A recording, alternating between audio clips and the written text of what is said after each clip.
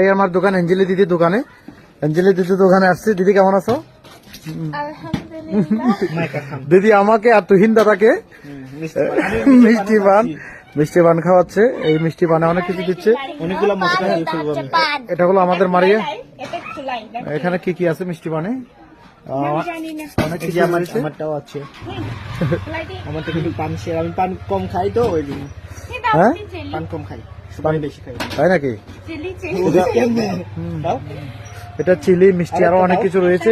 আরেকটা দাম বল। রক্ত অনেক কিছু দিয়েছে। রক্ত, জাম্বু টাম্বু কি কি দিয়েছে। আর নাই মিষ্টি, নাই মিষ্টি বদলা নাই। কেমনে খুলে তারে? আচ্ছা